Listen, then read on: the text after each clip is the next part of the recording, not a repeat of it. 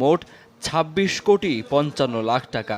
ব্যাংকের ভল্টেও এত নগদ টাকা থাকে কিনা সে প্রশ্ন তুলছেন কেউ কেউ। ছতলা ভবনে ঢোকার মুখেই একটি কক্ষে দুটি ভারী সিন্দুক। ব্যাংক বা সরকারি মহাফেজখানায় দেখা যায় এগুলো। এমন সিন্দুক ফ্ল্যাটটির অন্য কক্ষেও। সব সিন্দুকই ১,০০০ টাকার নতুন নোটে ভরা। সব টাকা একত্র করতে দরকার হয় ১৫টি বস্তার। পরে গণনায় জানা যায় প্রায় ২৭ কোটি টাকা জমা ছিল সিন্দুকগুলোতে। এছাড়াও পাওয়া গেছে ৯,৩০০ মার্কিন ডলার সহ মালয়েশীয়, ভারতীয়, চাইনিজ ও থাই মুদ্রা। জব্দ করা হয় ৫,১৫,০০,০০০ টাকার এফডিআর ও ১ কেজি স্বর্ণের গহনা। পুরান ঢাকার লালমোহন সাহা স্ট্রিটের ১১৯/১ এই মমতাজ ভিলার মালিক ক্যাসিনো কেলেঙ্কারিতে আলোচিত দুই ভাই এনু রূপন।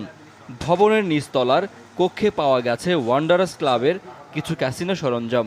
প্রশ্ন উঠেছে বিপুল অর্থের উৎস নিয়ে।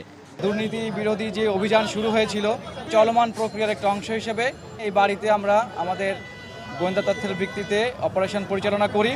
এই টাকাটা কিসের টাকা সেটা আমাদের তদন্ত করে বের করতে হবে। গত ১৩ জানুয়ারি কেরানীগঞ্জ থেকে এনু রূপন গ্রেপ্তার হলেও এই অভিযানে কাউকে পায়নি র্যাব। বাসাটি এনুরূপমের, ওদের বাসা ৬তলা বাসার নিচতলায়, এটা নিজেদের বাড়ি। এটা সোমবার রাতে শুরু হওয়া অভিযান শেষ হয় দুপুর ১:৩০টায়। পরে সুরক্ষিত ট্রাঙ্কে নগদ টাকা, এফডিআর আর স্বর্ণ তোলা হয় র্যাবের ট্রাকে। আগেই জানানো হয় থানা হয়ে এসব অর্থ